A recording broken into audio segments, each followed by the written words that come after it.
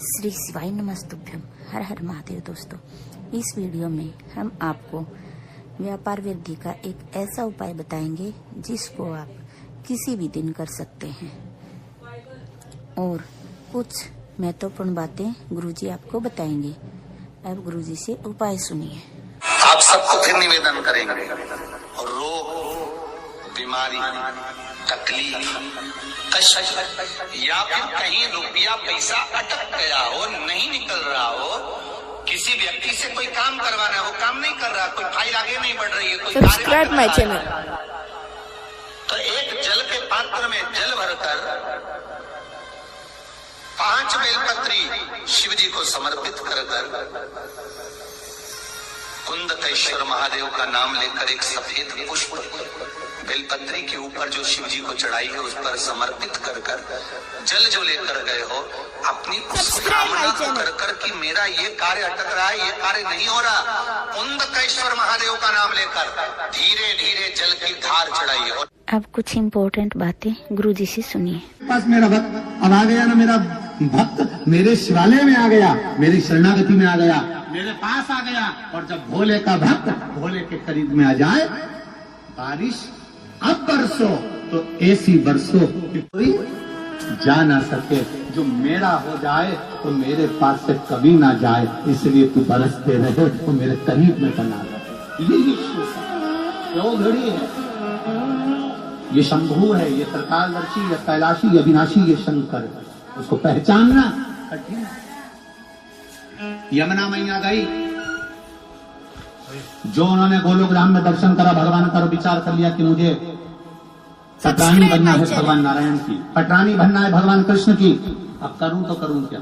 यमुना मैया सीधे सबसे पहले माता सरस्वती के पास पहुंची, ब्रह्मणी के पास में पहुंचकर उन्होंने विनती करी, मुझे करूं क्या, मैं कैसे भगवान कृष्ण की, भगवान नारायण की पटरानी बन सकती हूँ, आप बताओ मैं कैसे बन सकती हूँ। सरस्वती ने कहा एक ही काम है, गंगा जी के घाट पर जाओ, शंकर जी की आराधना करो। गंगा के घाट पर शिव की आराधना। हाँ, यमुना मैया पूरे मृत्यु लोक में भ्रमण करती करती करती करती प्रयागराज की पवित्र भूमि पर पहुंच गई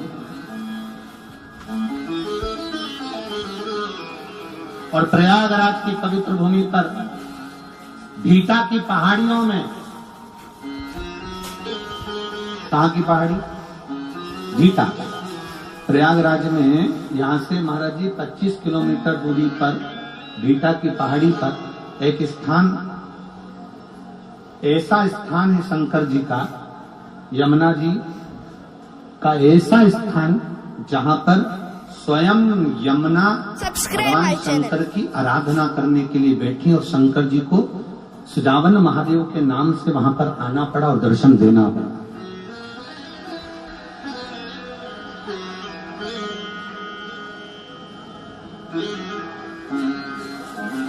क्या बोलते हैं उसको, गुप्तेश्वर महादेव, बेटा की पहाड़ी स्थान। यमुना मैया प्रयागराज की पवित्र भूमि पर आ गई और प्रयागराज की पवित्र भूमि पर आकर यमुना जी गंगा जी के घाट पर आराम से बैठकर तप साधना में लीन हो गई। इतनी लीन हो गई, हजारों वर्ष निकल गए पर भगवान भोलेनाथ जी का दर्शन नहीं हुआ। अब याद रखना, जरा बहुत अच्छी बात आपके सामने कहना चाहेंगे, आप स्मरण में लाएंगे और जितने आस्था चैनल पर सुन रहे हैं, फेसबुक ग्रुप पर सुन रहे हैं, वो ध्यान लगाएंगे, बहुत सावधानी से सुनिए। हजारों वर्ष का तप करिए, शिव जी प्रसन्न नहीं होते। हजारों वर्ष की साधना करिए, शिव जी प्रसन्न नहीं होते। यमुना जी की कथा कर रही है, सुजावन महादेव की कथा कर रही है, भगवान शंकर का तप कर कर कर यमुना जी बहुत वर्ष बीत गए पर भगवान प्रसन्न नहीं हुए।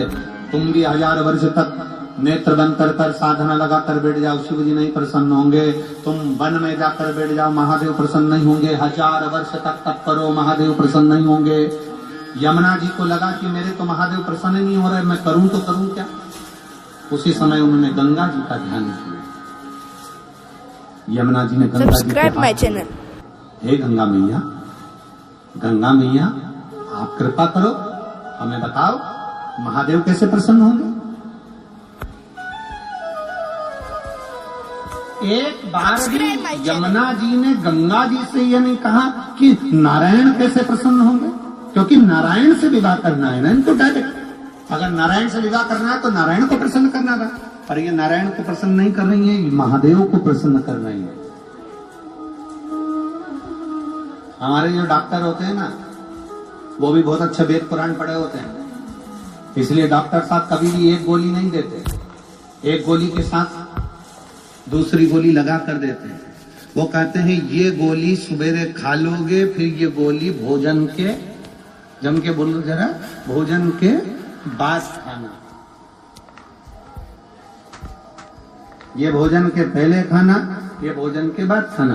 डॉक्टर भी 2 गोली देता है, 1 गोली नहीं देता। उसी तरह महादेव की कथा कहती है, यमुना जी ने विचार करा कि मैं सीधे नारायण से अगर मांगूंगी तो नारायण मुझे पटरानी नहीं बनाएंगे, पर शंकर भगवान की बात नारायण कभी टाल नहीं सकते, इसलिए मैं नारायण को अगर मांगू उससे पहले मैं महादेव से मांग लूं, मैं शिव से मांग लूं। अब गंगा जी से कहा, गंगा जी आप बताओ। गंगा जी बोलती हैं कि आप एक काम करो कि तुम 1000 वर्ष की साधना करोगे तो महादेव प्रसन्न नहीं होंगे, तुम नेत्र बंद कर बैठी रहोगी तो महादेव प्रसन्न नहीं होंगे, तो मैं क्या करूं?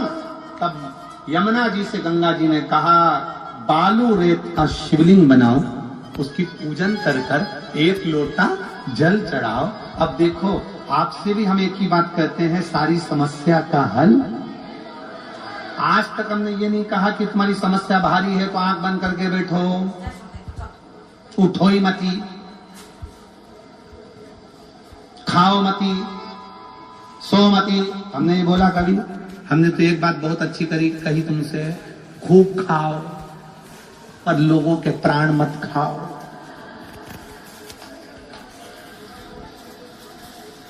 हम कभी मना करें तुमको?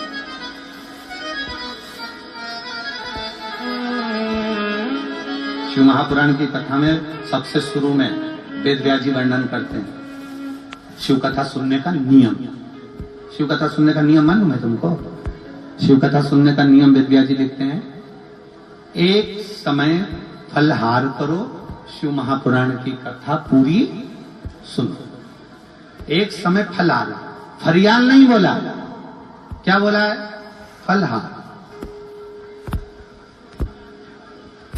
अब ये तो वेद व्यास जी ने कहा दिया, अब हमारे तरफ से सुन लो, एक समय का फलहार करो, शिव महापुराण कथा सुनो।